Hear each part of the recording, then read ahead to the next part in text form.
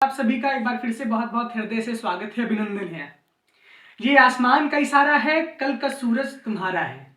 ये पंक्तियां कहने का मतलब ये है कि हम उस अपने जीवन के ऐसे स्टेज पर आ चुके हैं जहां से हमारे लक्ष्य की पहली सीढ़ी हम चढ़ चुके हैं। यानी इलाहाबाद विश्वविद्यालय में दाखिला लेने वाले सभी छात्र छात्राएं जो कि प्रथम वर्ष में हैं, वो सभी अब अपने जीवन के उस लक्ष्य को तैयारी करने के लिए लग चुके हैं, जिसका सपना देखकर वो यहाँ पे अपना एडमिशन लिए थे। स्थितियां थोड़ी सी प्रतिकूल हैं, तो इस वजह से सारी चीज़ें सही नहीं हो पा रही, यानी कि ओमिक्रॉन की वजह से अभी हमारा इनरोलमेंट तक नहीं हो पाया है। इसके साथ साथ हमारी ऑनलाइन क्लासेज अभी भी नहीं स्टार्ट हुई हैं, तो इस वजह से हमारी पढ़ाई कुछ बाधित होगी। पढ़ाई बाधित होने का मतलब यहाँ पर यह है कि अभी भी बहुत सारी चीज़ें रुकी हुई हैं और जिनकी वजह से हमारा इनरोलमेंट भी अभी नहीं हो पाया है। बहुत सारे प्रवेश भी अभी रुके हुए हैं। लेकिन हम बात आज करते हैं कि इलाहाबाद विश्वविद्यालय में अगर हमने दाखिला लिया है, तो हम अगर किसी युद्ध की तैयारी करने में जाते हैं तो उसके पहले जो हमारे अस्त्र और शस्त्र रहते हैं उसे हम मजबूत करते हैं। हम किस मैदान पे लड़ने जा रहे हैं, हमारी रणनीति क्या होनी चाहिए, उस रणनीति के तहत हमको ये ध्यान में रखना होगा कि हम किस तरीके के मैदान में भी लड़ाई करने के लिए जा रहे हैं। यानी कि ये जो आपके सामने दिख रहा है यहाँ पे annual exam pattern offline mode, अगर मान लीजिए आपका एग्जाम ऑफलाइन मोड पर होता है, संभावना इसकी बहुत कम है, लेकिन अगर मान लीजिए सपोज दैट कि आपका एग्जाम ऑफलाइन होता है तो इसमें जो है कैसा आपका पेपर आता है। मान लीजिए कि आप ऑनलाइन परीक्षा देते हैं, लेकिन आप अगर विश्वविद्यालय के छात्र हैं तो कम से कम विश्वविद्यालय के विषय में जानना आपकी नैतिक जिम्मेदारी बनती है। और उसी यज्ञ में हम भी एक छोटी सी आहुति अपनी दे रहे हैं आप सबके लिए कि आप सबका साथ, आप सबके साथी तरीके से हम बन रहे हैं। तो इस वजह से आज का जो विषय है, इलाहाबाद विश्वविद्यालय के समस्त छात्र छात्र हैं, जो भी महाविद्यालय के छात्र हैं और जो मेन कैंपस के छात्र हैं, वो इसको बहुत ध्यान से देखेंगे। इससे आपको पता चलेगा कि आपके एग्जाम का पैटर्न क्या रहता है, जो परीक्षा में आपका पेपर आता है वो किस तरीके से रहता है और आपको किस तरीके से तैयारी करनी रहती है। तो सपोज दैट कि अभी तो ऑनलाइन पेपर होने के चांसेस बहुत ज़्यादा हैं, लेकिन BA part 1, BA part 2, BA part 3 सारे के सारे विद्यार्थी इस वीडियो को देखेंगे, क्योंकि थर्ड ईयर वाले एक पेपर दे चुके हैं, लेकिन अभी बहुत सारे छात्र जो पार्ट 1 में हैं वो अभी एग्जाम नहीं दिए हैं, अभी तो उनकी शुरुआत ही नहीं हुई है। जो पार्ट 2 वाले हैं वो पिछले साल प्रमोट हो गए थे और पार्ट 3 वाले 2 साल से प्रमोट हो रहे हैं। तो सारे छात्रों के लिए बहुत आवश्यक सूचना है, अभी पार्ट 1 वाले बहुत परेशान नहीं होंगे। जो BA फर्स्ट ईयर में है, जो फर्स्ट ईयर वाले छात्र हैं, वो बहुत परेशान नहीं होंगे कि उनका पेपर कब होगा। अभी आपका इनरोलमेंट होगा, इनरोलमेंट के बाद आपकी ऑनलाइन क्लासेस चलेंगी और आपका पेपर सेकेंड ईयर और थर्ड ईयर के बाद होगा। सपोज दैट अगर आपका सत्र 1 फरवरी से चलता है, 1 फरवरी से अगर आपका सत्र चलता है तो आपका जो पेपर होगा वो मई या जून में जाकर होगा, मई और जून में होगा। तो उसके लिए भी आपको परेशान नहीं होना है, लेकिन आप ये कम से कम पैटर्न अपने दिमाग में एक बार जरूर ध्यान दीजिए। उसके बाद फिर आप अपनी पढ़ाई को पढ़ना शुरू करिए। पैटर्न इसलिए मैं बता रहा हूं कि सबसे पहले तो आप परीक्षा का पैटर्न जानिए। हम जब UPSC की तैयारी करते हैं तो हम देखते हैं किस तरीके के सवाल आते हैं, किस तरीके का उसका पैटर्न रहता है, जैसे प्री होता है फिर मेंस होता है। हम उसी प्रक्रिया के तहत एकदम अपनी तैयारी को कर रहे हैं। तो अगर मान लीजिए परीक्षाएं हमारी ऑफलाइन होती हैं तो हमारा परीक्षा का पैटर्न कैसे हमारा पेपर आएगा। तो सबसे पहले यहाँ पर लिखा है टोटल मार्क्स। मार्क्स कितने होते हैं, मान लीजिए कि आपका एक विषय है, तो एक विषय आपका हम सपोज दैट हिस्ट्री ले लेते हैं या फिलोसफी ले लेते हैं या हिंदी ले लेते हैं या इकोनॉमी ले लेते हैं, तो टोटल जो मार्क्स होता है वो 150 नंबर का होता है। हमारा पूरा पेपर होता है 150 नंबर का, 150 नंबर का एक विषय का पेपर होता है। मान लीजिए कि history, philosophy, Hindi, political science में 2-2 पेपर होते हैं, यानी कि एक विषय में, एक सब्जेक्ट में 2 पेपर होते हैं। तो मैंने लिखा है 75-75। अगर आपके 2 पेपर रहते हैं तो उसमें 75 2 पेपर का रहता है। अगर एक विषय का अगर हमारा 3 पेपर रहता है तो 50-50-50 का डिवाइडेशन हो जाता है। तो टोटल मार्क्स हमारा 150 नंबर का एक विषय रहता है। इसमें कंफ्यूजन नहीं पालना। मान लीजिए कोई प्रैक्टिकल सब्जेक्ट है, ज्योग्राफी प्रैक्टिकल सब्जेक्ट है, तो 50 नंबर के हमारे 2 पेपर रहेंगे और एक पेपर हमारा प्रैक्टिकल का रहेगा। इकोनॉमिक्स में 3 पेपर होते हैं, तो 50-50-50। तो इस तरीके से हमारा टोटल मार्क्स होगा 150 होगा, और एक विषय का 150 और 3 विषय BA में होते हैं, तो 150, 150 और 150 इज इक्वल टू 450 नंबर का हमारा पूरा BA पार्ट 1 होता है, 150 नंबर का। ये भी आपको ध्यान देना है, इलाहाबाद विश्वविद्यालय में सेमेस्टर परीक्षाएं नहीं होती।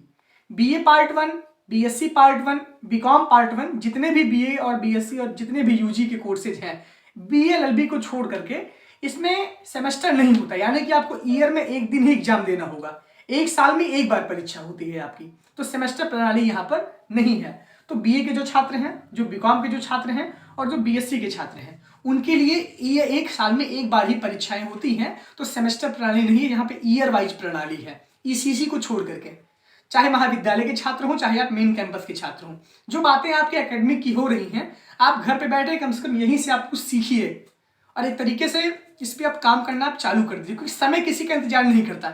मैं सोच रहा हूँ कि आपको एक रास्ता दिखा दिया जाए, आप उस रास्ते पे चलना सीख ले। बाकी आप इतने काबिल खुद हैं कि अगर हिस्ट्री में अगर आपको कोई टॉपिक मिल जा रहा है तो आप उसको आसानी से समझ सकते हैं। दिन भर आप लोग फ़ोन चलाते होंगे, लेकिन आप यूट्यूब में कम से कम अगर पढ़ने की सामग्री देख लेंगे तो आपके लिए बहुत बेहतर होगा, क्योंकि समय बीतता चला जा रहा है। 2-3 महीने बाद आपका 1 साल कंप्लीट हो जाएगा, आप सेकेंड ईयर में पहुंच जाएंगे। इस वजह से थोड़ा स्मार्ट वर्क करिए। मैंने बता दिया कि 150 नंबर का आपका एक पेपर रहता है, एक विषय रहता है। 150 150 150 यानी 450 नंबर का आपका टोटल पूरा ईयर इसमें रहता है। इसके बाद हम बात करते हैं टाइम पर। देखिए, ये बात है जब आपका एग्जाम ऑफलाइन मोड पर होगा।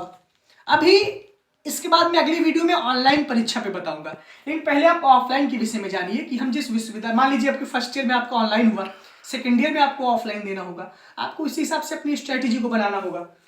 टाइमिंग रहता है 3 घंटे का। 3 घंटे में आपको पूरे 5 सवाल करने होंगे। 3 घंटे में आपको पूरा पेपर देना होगा।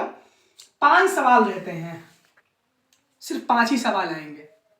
अभी उसके विषय में बताऊंगा कि किस तरीके से आपको अलग अलग विषय में अलग अलग तरीके से सवाल पूछे जाते हैं, उसके विषय में भी आपसे चर्चा करनी है। समय रहेगा 3 घंटे और 5 सवाल आते हैं, ये जान लीजिए। 5 सवाल का पैटर्न अथवा अथवा करके रहता है। कुल मिला के 10 सवाल आपके पेपर में रहते हैं। कई बार संख्या ज़्यादा भी बढ़ जाती है, लेकिन मेन रूप से आपके 5 सवाल ही आपको अटेम्प्ट करना होता है। Question number 1, question number 2, 3, 4, 5। Time है आपका 3 घंटे का। इसके बाद हम बात करते हैं पैटर्न पेपर। पेपर के पैटर्न पे बात करते हैं तो कुल मिला के हम सब्जेक्ट वाइज बात करेंगे। पहले बीए के छात्र जो छात्र हैं बहुत ध्यान से इसको देखेंगे, जो भी महाविद्यालय के, जो भी विद्यालय के हैं। जो पेपर मेन कैंपस के लिए आता है वही पेपर महाविद्यालय के लिए भी आता है। आपकी सारी कॉपियां मेन कैंपस में ही चेक होती हैं, बाकी आप अलग अलग कॉलेज के हैं उससे कोई मतलब नहीं है। सारा का सारा पैटर्न सेम टू सेम रहता है। जो भी सूचनाएं विश्वविद्यालय के मेन कैंपस के लिए निकाली जाती है वही कॉलेज के लिए भी निकाली जाती हैं। सारी की सारी चीजें वही फॉलो होती हैं। मान लीजिए कि हमारा सब्जेक्ट है एंशियंट। पहले हम कुछ सब्जेक्ट की बात करते हैं, एंशियंट, मिडवल, मॉडर्न हिस्ट्री और उसके बाद पॉलिटिकल साइंस। इस विषय की हम बात करते हैं। तो इस विषय में 5 सवाल रहते हैं। मान लीजिए आपका पेपर आया एनुअल एग्जाम, 5 सवाल रहते हैं। पहला, दूसरा, तीसरा, चौथा, 5वां सवाल। पेपर में आपके 5 यूनिट रहता है। जब आप कोई भी विषय पढ़ते हो उसमें यूनिट वाइज डिवाइड रहता है। मान लीजिए कि आपको हिस्ट्री में पढ़ना हो कि unit first, unit second, unit third, unit 4, unit 5 एक पेपर में। सेकंड पेपर में भी ऐसे 5 यूनिट रहता है। तो पेपर का जो पैटर्न रहता है वो ऐसे रहता है कि यूनिट फर्स्ट, जैसे पहला सवाल क्वेश्चन नंबर 1 आया, क्वेश्चन नंबर 1 में आया, आप अनसॉल्व जब देंगे तो अनसॉल्व से आपको क्लियर चीजें हो जाएंगी। Ancient history, medieval history, modern history, political science, इसमें सब में सीधे के सीधे एक सवाल के 2 पार्ट रहते हैं। यानी क्वेश्चन नंबर 1 रहता है, पहला सवाल आ गया पहले यूनिट से, उसी में अथवा करके एक सवाल आएगा। यानी क्वेश्चन नंबर 1 में 2 पार्ट रहेगा, एक इधर रहेगा, एक इधर रहेगा। इसमें दोनों में से आपको एक अटेम्प्ट करना होगा। ऐसे ही क्वेश्चन नंबर 2 में होगा, ऐसे ही क्वेश्चन नंबर 3 में होगा, ऐसे ही क्वेश्चन नंबर 4 और 5 में होगा। यानी टोटल आपके 10 सवाल रहेंगे। उन 10 सवाल में से आपको 5 सवाल अटेम्प्ट करना होगा सीरियल वाइज, उसमें अथवा अथवा करके आता है। अब हम बात करते हैं हिंदी विषय के। हिंदी विषय में सबसे पहले तो अपठित गद्य होता है, अपठित काव्य होता है। दोनों पेपर की मैं बात कर रहा हूं। पहला सवाल रहेगा कि आपको 3 अपठित गद्य, अपठित काव्य, अपठित गद्य दिए रहेंगे, उसमें आपको उसकी संदर्भ सहित व्याख्या करनी होगी। दूसरा, तीसरा, चौथा सवाल आपके कॉन्सेप्चुअल बेस्ड होता है, यानी जो आपने टेक्स्ट पढ़ा है, कहानी की समीक्षा करिए, इस लेखक की भाषा शैली को बताइए। वो मैं जब अलग अलग तरीके से डिस्कशन करूंगा तो उसमें बताऊंगा। मोटे तौर पे 5 सवाल इसमें भी रहता है। और आखिरी का जो 5वां सवाल हिंदी में रहता है वो टिप्पणी करने के लिए रहता है, कि इसमें से 5 में से 7-8 टिप्पणी दी रहेगी, इसमें से आपको 5 पे टिप्पणी करनी होगी। टाइमिंग आपकी वही 3 घंटे सेम टू सेम रहेगी और 5 ही सवाल रहेगा। ऐसे ही ज्योग्राफी, ऐसे ही फिलॉसफी में भी चीजें रहती हैं। तो इस हिसाब से आपको ऐसे आपका पैटर्न पेपर का रहता है। इसके बाद हम बात करते हैं कॉपी कैसे हमारी रहती है। कॉपी हमारी जैसे आपको यूपीएससी में कॉपी मिलती है वैसे आपको यहाँ पे भी कॉपी मिलती है। आपको सादी कॉपी पे लिखना होगा। जो आप अब अपनी लिखने की स्किल, जैसे आपने 11th और 12th में पढ़ा है, 11th 12th में हम लाइनिंग वाली कॉपी पे लिखते थे, लाइनिंग वाली कॉपी पे लिखते थे। लेकिन अब इलाहाबाद विश्वविद्यालय में जैसे ही हम प्रवेश करते हैं हमें यूपीएससी के लिए प्रिपेयर किया जाता है। आपको सादी कॉपी में लिखना होगा। जो ब्लैंक पेपर होता है A4 साइज का आप लोग ले लीजिए, जो फोटोकॉपी वाला पेपर होता है, यानी स्पेलिंग नोट्स जो प्लेन होती है, अब आप उसमें लिखना स्टार्ट करिए। मान लीजिए कि अभी आप शुरुआत करेंगे, शुरुआत में आप नीचे लिखेंगे ऊपर जाएगा, ऊपर से लिखेंगे नीचे आएगा। लेकिन प्रैक्टिस करते करते हमारी जो चीजें हैं, अभ्यास करते करते हम अच्छे से सुव्यवस्थित तौर पे लिखेंगे। लेकिन आप लोग सादी कॉपी में लिखना स्टार्ट करिए, क्योंकि जब आप चाहे पेपर ऑनलाइन हो चाहे पेपर ऑफलाइन हो, सब कुछ चीजें आपकी वही रहेंगी। सादी कॉपी पे आपको लिखना होगा, तो सादी कॉपी पे लिखने का अभ्यास डालिए। अगर अभी से आप अभ्यास नहीं करेंगे तो बाद में आपको समस्या हो सकती है।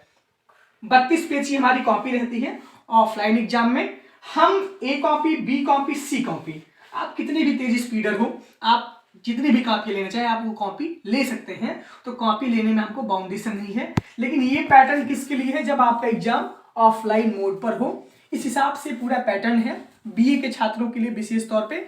इसके बाद हम बात करेंगे बीएससी के लिए कैसा है, बीकॉम के लिए कैसा। लेकिन कुल मिला के 5 यूनिट रहती है, 5 यूनिट रहती है। बीएससी में हमारे ख्याल से 4 यूनिट रहती है, लेकिन बीए के एग्जाम में हर एक पेपर में 5 यूनिट रहती है। आपको अपने सिलेबस के हिसाब से पढ़ना स्टार्ट करना होगा। आप लोग सिलेबस को देखना शुरू करिए, बाकी हम सिलेबस का डिस्कशन भी करेंगे। लेकिन ये पैटर्न था ऑफलाइन एग्जाम पे। अगर हमारा पेपर ऑफलाइन मोड पर होता है तो टोटल 150 नंबर का एक विषय रहता है। 2 पेपर में 75-75 नंबर रहता है, 3 पेपर रहता है तो 50-50-50 नंबर में डिवाइड रहता है। टाइमिंग 3 घंटे रहती है। 5 सवाल आते हैं, 5 सवाल में कई पार्ट रहते हैं, अथवा का भी ऑप्शन रहता है। पेपर का पैटर्न मैंने आपको बता दिया, 5 यूनिट आपकी रहेगी। इसके बाद कॉपी के विषय मैंने आपको बता दिया और ये सारी बातें आपके लिए थी। अब जरूरी ये है कि आप अपनी पढ़ाई को करना स्टार्ट कर दीजिए, वेट ना करिए। मैंने बीएससी के बुक्स के बारे में बता दिया है आपको, बीए की भी बुक्स के बारे में बता दिया है। अभी बहुत सारे कॉलेजेस में क्लासेज नहीं चल रही है, बहुत शिथिलता है। लेकिन जैसे ही स्थितियां ठीक होती हैं वैसे ही आपका एनरोलमेंट होगा, वैसे ही आपकी कक्षाएं चालू होंगी। बाकी यहाँ से जितना कुछ मैं कोशिश करूँगा कि आपके लिए डेली कोई ना कोई चीज़ें यहाँ से मैं प्रोवाइड करवाऊँ। बाकी थोड़ा सा साथ आप लोग भी दिया करिए, और जो भी चीज़ें हैं, आपको जो भी समस्या अगर हो रही है आप उसमें कमेंट बॉक्स में मैसेज करिए। हमारे इंस्टाग्राम की आईडी में मैं दे रहा हूँ, उसमें भी आप मेंशन करिए। आप लोग ये ध्यान दीजिए कि कोई भी समस्या आपको अगर होती है तो मैं आपके लिए हमेशा सदैव खड़ा हूँ। आप एक कदम आगे चलिए, मैं भी आपके साथ साथ चलूँगा। हम सब मिलके इलाहाबाद विश्वविद्यालय को बहुत अच्छी तरीके से उसका कीर्तिमान, उसका गौरव स्थापित कराएंगे। बहुत बहुत धन्यवाद आपका, बहुत बहुत आभार।